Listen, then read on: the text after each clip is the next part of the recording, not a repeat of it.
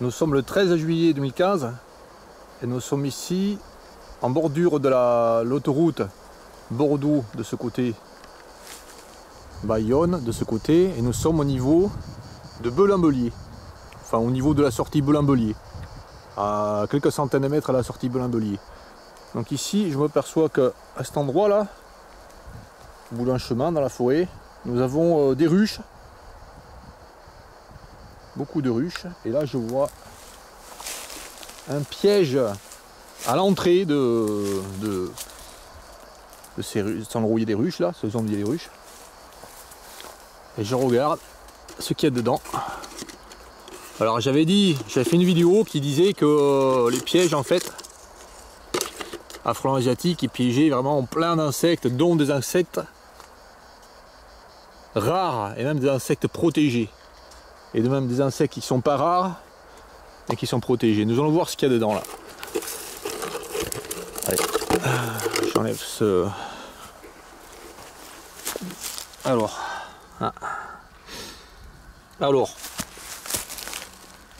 nous voyons exactement ce que je dis sur ma vidéo. Hein.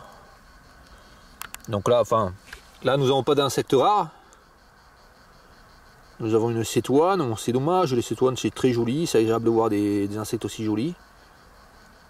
Là nous avons des nécrophores ici, 2 nécrophores. Je vais montrer l'échelle par rapport à mes doigts, je vais les sortir. Voilà, on voit qu'il n'y a pas de frelons asiatiques dedans. Ici à Belin-Bélier. Et on voit que ces pièges ici sont carrément ils sont idiots quoi. Ils mettent ici des pièges pour piéger des centaines d'insectes, dont certains pas communs, dont certains très jolis, comme ce cétoine, et ils font ça vraiment, c'est débile. Allez, on va voir ça.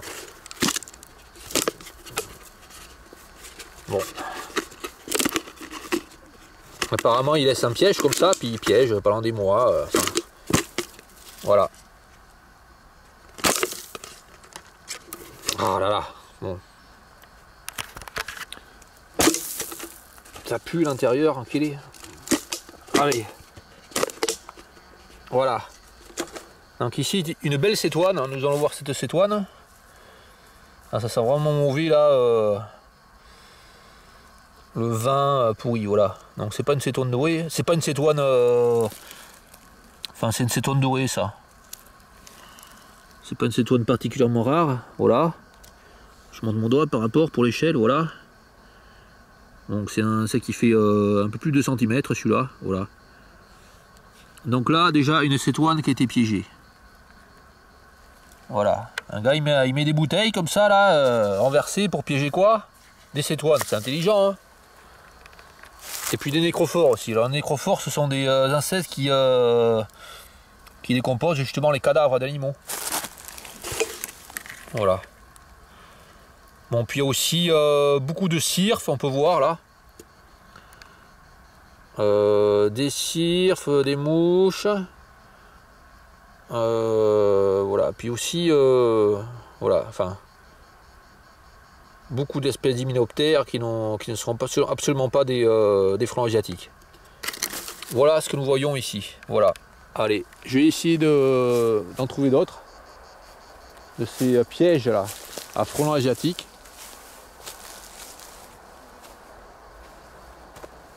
Allez, on va voir ça. Bon, 10 mètres plus loin, on voit les ruches. Il faut faire gaffe parce que les abeilles sont très nerveuses. Il commence à faire chaud. Voilà. Je m'approche pas trop de celle-là. Là.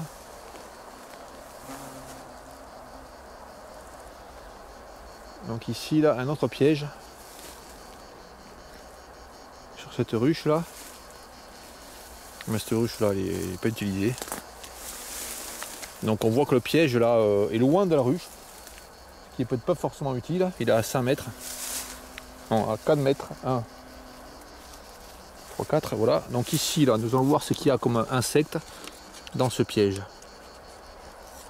Ben nous voyons pas de frelons asiatiques. Nous voyons des frelons européens, c'est tout. Alors aucun frelon asiatique, que des frelons européens. Piège complètement stupide. Bon, je vais le sortir ces pièges pour voir. loin. Ah.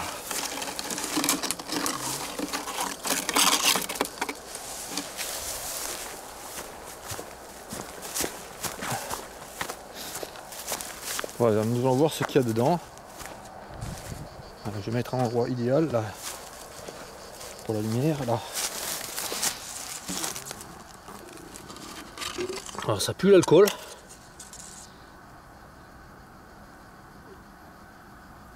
Donc ben, on voit rien là.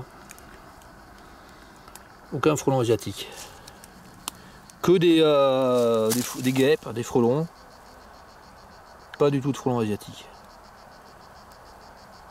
Donc ici, ils piègent des insectes qui sont totalement inoffensifs pour les abeilles. Ils tuent vraiment énormément d'insectes ici dans la forêt pour rien. Il y a aussi des coléoptères. C'est vraiment terrible ce qu'ils font là.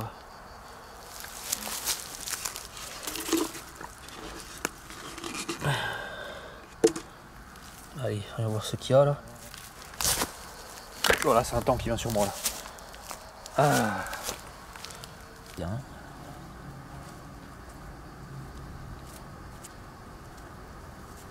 Aucun insecte qui soit dangereux pour les abeilles. Aucun insecte d'une espèce invasive. Voilà. Bon, allez, allons voir d'autres pièges. À guêpes, à coléoptères, à cétoines. Voilà, c'est intéressant ce qu'ils font maintenant dans la nature. Voilà, des pièges à cétoines, des pièges à guêpes, des pièges à mouches, des pièges à nécrophores.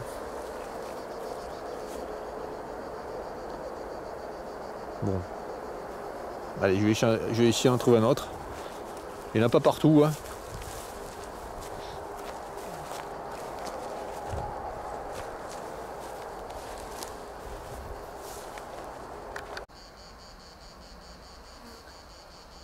Bon, j'ai pas trouvé l'autre piège. Enfin, j'ai trouvé seulement 2 pièges, mais qui étaient mis depuis vraiment très peu de temps. Donc dedans, ce qu'il y avait, c'est des frelons, des frelons européens. Pas des frelons, des guêpes européennes. Quelques-unes seulement, parce qu'ils étaient venus juste être mis. Voilà. Donc on voit ici cet endroit. C'est un endroit vraiment idéal pour mettre des ruches, puisqu'ici il y a pas mal de bruyères. C'est un sous-bois où il y a de temps en temps des bruyères, enfin pas mal de bruyères, et aussi de la bourdaine. Alors la bourdaine a fleuri il y a quelques temps là. Voilà, la floraison est passée. Maintenant ce sont les bruyères qui sont en fleurs. Voilà, il y en a régulièrement là entre les fougères. Voilà, sous-bois intéressant ici.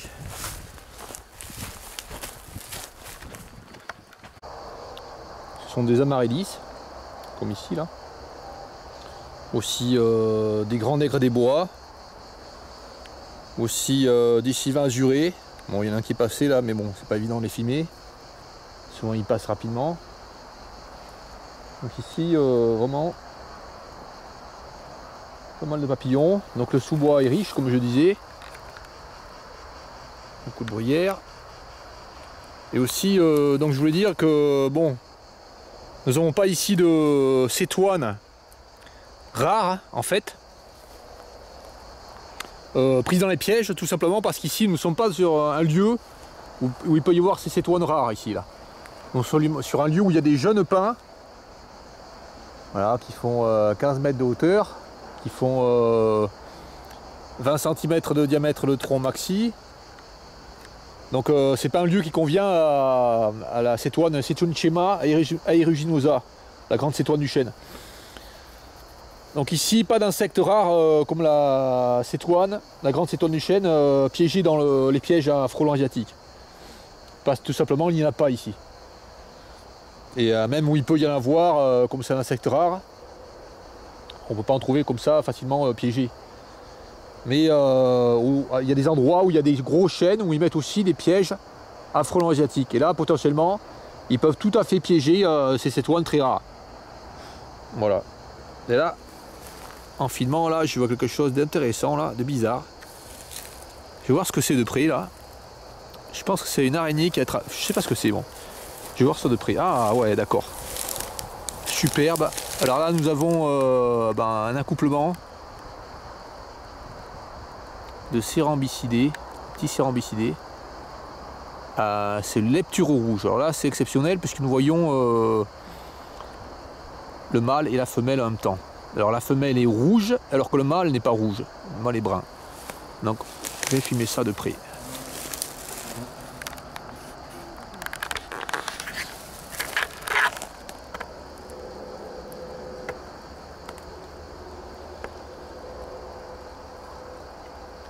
Voilà, on en voit un petit qui attend derrière là, le mâle.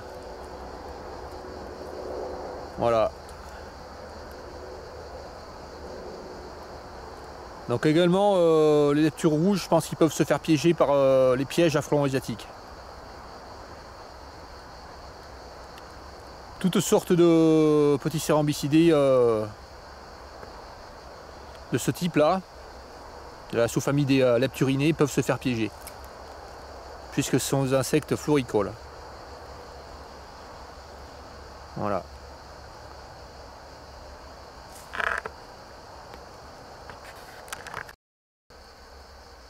Voilà, j'ai réussi à mieux régler ma caméra. Donc celui qui attendait, il est venu. Sur la femelle.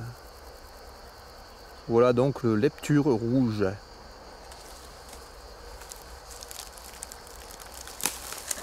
Un petit cérambycidé qui fait qui est pas grand, hein. Il fait je regarde la femelle fait presque 2 cm. Ouais, elle fait 2 cm et le mâle par contre il fait 1 cm et demi.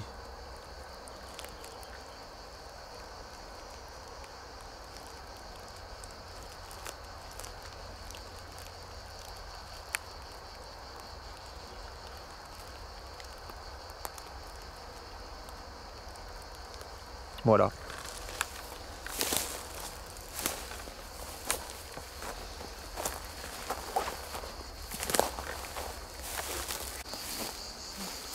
Bon, 50 mètres plus loin, beaucoup de grands nègres des bois ici. Papillon noir qu'on voit voler là. Voilà, dans les sous-bois herbeux comme ça, le grand nègre de bois est vraiment très commun dans la région. Donc ici vraiment, ce sont des dizaines que l'on voit s'envoler, enfin des dizaines. De temps en temps on voit s'envoler. Ah. Et là justement il y a un accouplement de grands nègres des bois. C'est l'occasion pour les filmer parce qu'ils sont toujours en train de bouger. Donc je vais pas m'approcher, là je reste à 3 mètres pour pas les déranger. Ah, il y en a 3 là. Voilà. Ah, c'est ma caméra. Alors. Donc les voilà, ces grands nègres des bois. En plein accouplement, ici. Sur ce terrain herbeux. Très fréquenté par les grands nègres des bois, puisqu'ici nous avons la plante haute du grand nègre des bois. On voit la note qui passe là. Nous avons ces graminées là qui sont des plantes hautes du grand nègre des bois. Donc c'est pas étonnant ici qu'il y ait des grands nègres de bois en quantité importante.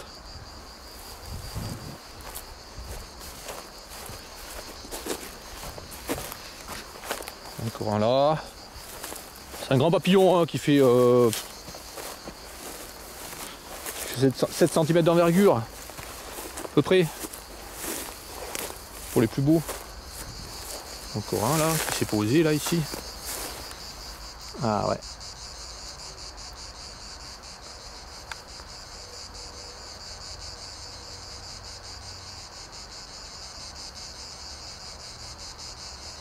Bon, ils sont pas évidents à filmer parce que quand ils se posent, en général, c'est dans les herbes. Il y a des herbes devant, donc on peut pas les filmer. Le mâle est brun vraiment très foncé. La femelle est plus claire, un brun clair. Il y a des taches, une tache bleue cernée de noir. Voilà.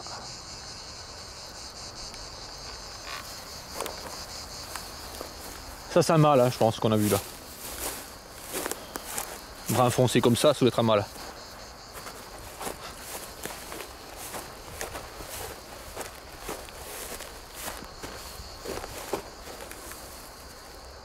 Ah, je vois quelque chose de particulier là.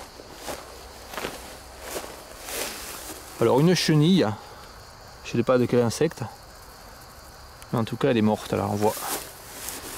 Il y a vraiment une grosse chenille, je vais montrer ma main par rapport, j'espère que je ne vais pas me piquer là, là. Voilà, oh là, elle est vraiment énorme.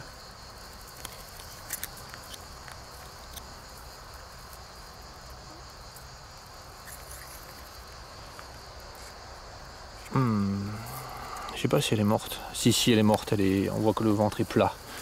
Voilà. Bon, je sais pas de quoi elle est morte, franchement, je ne sais pas. Un parasitoïde peut-être, je sais pas. Encore un grand nec des bois là. Voilà.